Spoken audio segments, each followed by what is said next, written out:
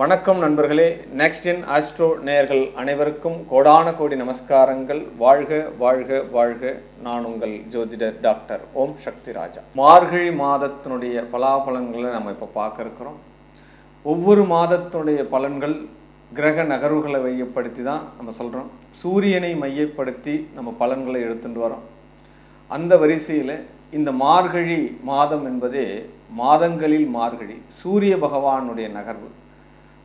பாக்கியஸ்தானம் காலபுருஷ தத்துவப்படி யோக கிரகமான குரு பகவானுடைய ஸ்தானத்தில் பாவகத்தினுடைய பாக்கியத்தில் சூரிய பகவான் போகிறார். 9 சூரியன் காலபுருஷ தத்துவப்படி. தனுசில் சூரியன் செல்லக்கூடிய காலம் இந்த மார்கழி மாதம். இந்த மார்கழி மாதமே ஒரு அற்புதமான ஆன்மீக வாழ்வை கொடுத்து கொண்டிருக்கக்கூடிய மாதமாக இருக்கும். ஏன்னா இந்த மார்கழி மாதத்தினுடைய பலாபலனே அதிகாலையில் எழுந்திருத்தல் அப்படின்னு தான் விசேஷம் சொல்லப்படுது. ஏன்னா எல்லா ஆலயங்களையுமே ஒரு 4:30 5 o'clockலாம் பார்த்தீங்கன்னா பஜனை பாட ஆரம்பிச்சிடும். ஆமாம், அட்லீஸ்ட்டு கோயிலில் ஏதாவது சவுண்ட் சர்வீஸ் மூலமா கோயிலினுடைய பஜனை பாடல்கள், பூஜை பாடல்கள், பக்தி பாடல்கள் எல்லாமே போட ஆரம்பிச்சிருவா. கிராமங்கள்லாம் என்ன பண்ணுவோம் அப்படின்னா வாத்தியங்கள்லாம் தாளெல்லாம் வச்சுட்டு தெருவுக்கு தெரு இந்த பஜனை பாடுவான். இந்த விஷயங்கள்லாம் நடக்குது. இன்னும் வந்தாலும் நடந்தா இருக்குது. ஒவ்வொரு கிராமத்துலேயும் முக்கியமான ஒரு கிராமத்தில் நடந்தா இருக்குது. இப்போ பெருமாளினுடைய புகழ்களை பாடக்கூடிய ஒரு மாதம் மார்கழி மாதம் அப்படின்னு சொல்லப்படுது. விசேஷமே அதிகாலையில் எழுந்து குளிச்சுட்டு பெண்கள் வாசலில் கோலம் போடுறது, நல்ல ஒரு மலர்களை வச்சு இறைவனை வழிபடுறது, நல்ல ஒரு மந்திர உபதேச உச்சாதனம் பண்ணுறது, எல்லா விஷயத்துக்குமே இந்த மார்கழி மாதம் என்பது ஒரு ஃப்ரெஷ்னஸ் கொடுக்கும். ஆமாம், குளிர்கள் அதிகமாக இருக்கும். ஆமாம், இப்படிப்பட்ட இந்த மாதத்தில் ஆன்மீக நெறியோடு நம்ம சம்மந்தப்பட்டுட்டோம் அப்படின்னா எல்லா காரியங்களையுமே நாம் வரக்கூடிய காலத்தில் வெற்றி பெறுவதற்குண்டான இந்த மாதம் தான் இந்த மார்கழி மாதம். இந்த மார்கழி மாதமே பார்த்தோம் அப்படின்னா ஆங்கில மாதத்துக்கு டிசம்பர் மையத்திலையும் ஜனவரி மையத்திலையும் பிறக்கும் இந்த மார்கழி மாதம். ஆங்கில புத்தாண்டும் இந்த மார்கழி 17 தான் வருது. இந்த மார்கழி என்பது பகவானுடைய நாமங்களை சொல்கிறதுக்கும் ஸ்தோத்திரம் பண்ணுறதுக்கும் இறைவனுடைய திருவடிகளை சேர்றதுக்கு உண்டான ஒரு பாக்கிய மாதமாகவே இந்த மார்கழி மாதத்தை நம்ம எடுத்துக்கலாம். முன்னோர்கள் சித்தர்கள் சொன்ன பலன்களை சற்பலன்களை நம்ம கடைபிடித்தாலே நம்மளுடைய வாழ்க்கையில் ஏற்படக்கூடிய இன்னல்களை நாம் அறவே அகற்றி விடலாம். ஆமாம், உங்களால் முடிஞ்ச காரியங்களுடைய இறைவனுடைய துதிகளையும் மந்திர உபதேசங்களையும் அதிகாலையில் எழுந்திருக்கக்கூடிய பாக்கியத்தையும் பெறுங்கள். எனக்கு வீசிங் வந்துடும், எனக்கு ஜலி பிடிச்சிக்கும் தலைகள் குடிச்சா, இந்த மாதிரியெல்லாம் இருக்கும். பட் அதையும் பாதுகாப்பாக இருந்து தான் நீங்கள் செய்யணும். உடலுக்கு தகுந்த மாதிரி உங்களுடைய மனநிலைக்கு தகுந்த மாதிரி இந்த மாதத்தினுடைய பலன்களை எடுத்துக்கோங்க. இந்த மாதத்தினுடைய கிரக சஞ்சாரங்களை நம்ம முதல்ல பார்க்க இருக்கிறோம். இந்த மாதத்தில் குரு பகவான் ரிஷபத்தில் வக்ரகதியாக இருக்கார். செவ்வாய் பகவான் கடகத்தில் வக்ரகதியாக இருக்கார். கேது பகவான் எந்த மாற்றமும் இல்லாமல் கன்னி ராசியில் இருக்காங்க. புதன் பகவான் விருச்சிகத்தில் இருக்கார். பட் புதனுடைய பெயர்ச்சி மார்கழி 20 எல்லாம் பார்த்தீங்கன்னா தனுசுக்கு சூரியனோடு புதன் சேர்றார். பட் சூரியன் தனுசில் இருக்கார். சுக்கிர பகவான் மகரத்தில் இருக்கார். பட் இருந்தாலும் மார்கழி மாதம் 14ஆம் தேதி மகரத்திலிருந்து கும்பத்துக்கு சுக்கிர பகவான் பயிற்சி ஆகிறார். அங்கே சனி சுக்கிரனுடைய சேர்க்கை உண்டாகிறது. ராகு பகவான் மீனத்தில் பயணிச்சுட்டு இருக்காங்க. இதுதான் இந்த மாதத்தினுடைய ஆரம்பத்தினுடைய கிரக பயிற்சி. மொத்தம் 29 நாட்கள் இந்த மார்கழி நாட்கள் இருக்கு.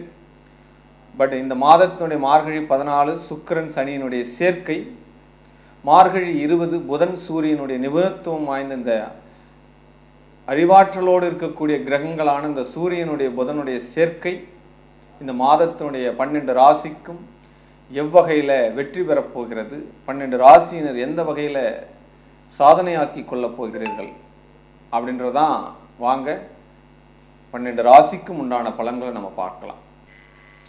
தனுசு ராசி அன்பர்களே, உங்கள் மார்கழி மாதம்னாலே உங்கள் ராசியில் சூரியன் பயணிக்கக்கூடிய மாதம்.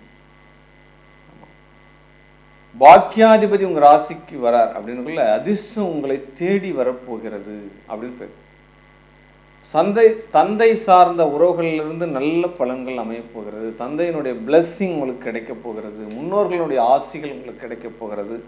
உங்களுடைய ஆசைகள் எல்லாம் நிறைவேறப் போகிறது அப்படின்னு சொல்லலாம். ரொம்ப நாள் ஆசை சார் எனக்கு அப்படின்னு ஏதாவது சொல்லியிருக்கீங்க அப்படின்னா அது இப்போ நிறைவேறதுக்கு உண்டான வாய்ப்புகள் கிடைக்கிறது.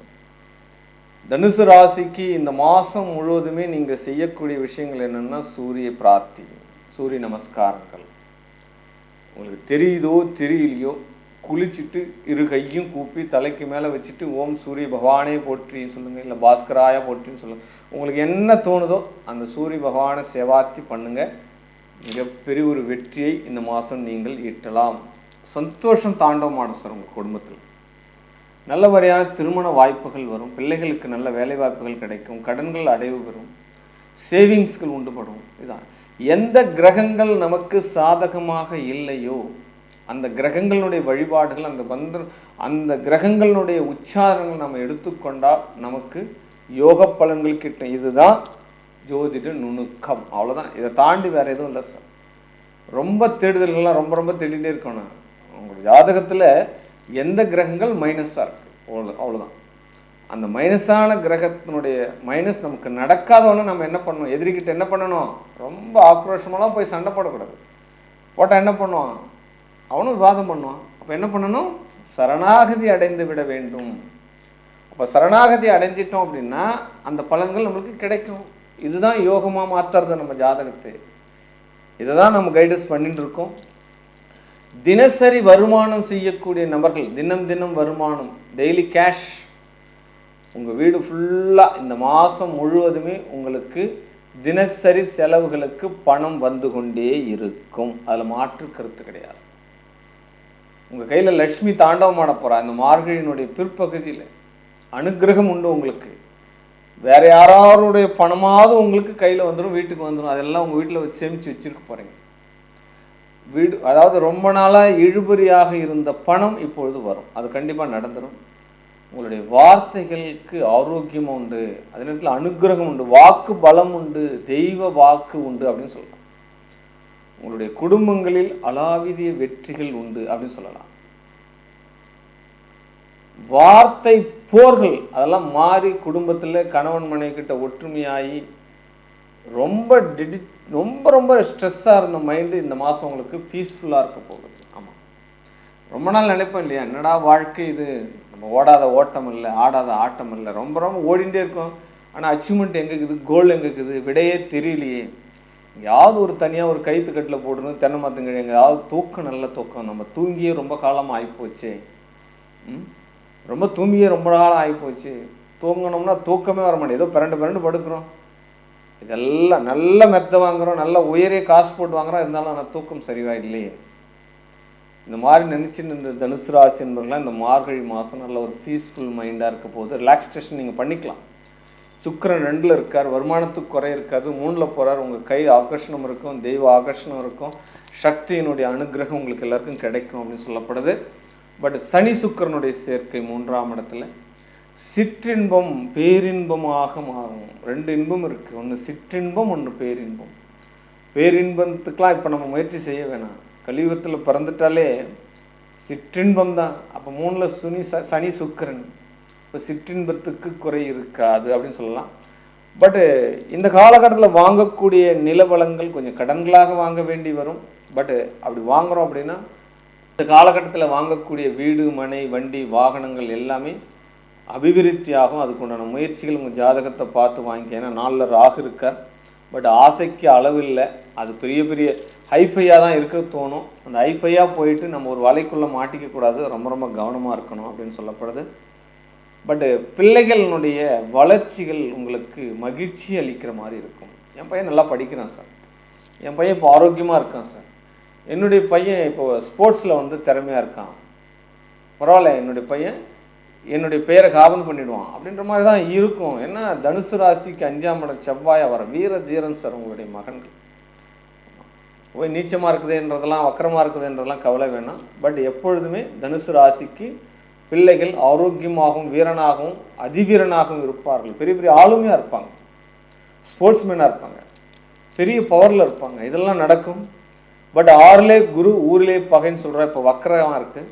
எந்த உள்ளூர் பிரச்சனைக்கு போக, முக்கியமாக அரசியல்வாதிங்க இந்த காலகட்டத்தில் பெரிய பெரிய பிரச்சனைகளை தலையிடாங்க. சைலண்ட்டாக இருங்க, இந்த குரு வக்கரகதி ஆகிற வரைக்குமே அதுலேருந்து ரிலீஃப் ஆகிடுங்க. ஆமாம், ஏதாவது ஒரு கேஸை போட்டு உள்ள தூக்கி போடும். ஆனால் அரசியல்வாதிக்கு சிறைச்சாலை போயிட்டு வந்தோன்னா தான் மிகப்பெரிய ஒரு மரியாதை இல்லையா இந்த காலகட்டத்தில்? ஆமாம், அதெல்லாம் இருக்குது. அவங்க ஜாதகத்தை பொறுத்து அது பார்த்துக்கலாம். பட் அஷ்டமஸ்தானத்தில் செவ்வாய் பகவான் நீச்சமாகிறதுனால பெரும் கடன்கள் குறையும், கட்டாயம் குறையும். வம்பு வழக்கிலிருந்து விடுதலை ஆகலாம். பட் நீர் சார்ந்த துறையில் இருக்கிறவங்களுக்கு யோகம் உண்டு, பெட்ரோலியத்துறை சார்ந்து இருக்கிறவங்களுக்கு யோகம் உண்டு. பட் எல்லா வகையிலுமே தொழில் சார்ந்து ஏற்றம் உண்டு அப்படின்னு சொல்லலாம். இருக்கிற தொழிலை தயவு செஞ்சு இந்த ராகு கேது பயிற்சி வரைக்கும் விட்டுடாதீங்க.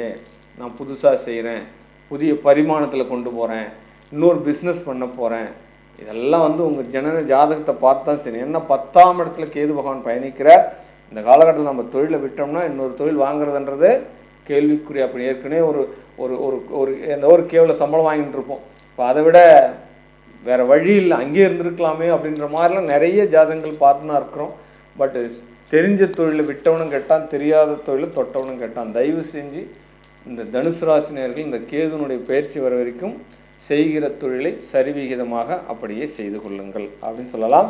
பட் கூடுதல் அதிர்ஷ்டம் கிடைக்க போகிறது அப்படின்னு சொல்லலாம். லாபாதிபதி 2ல் இருக்கிறாரு, மனைவியால் யோகம் உண்டு அப்படின்னு சொல்லலாம்.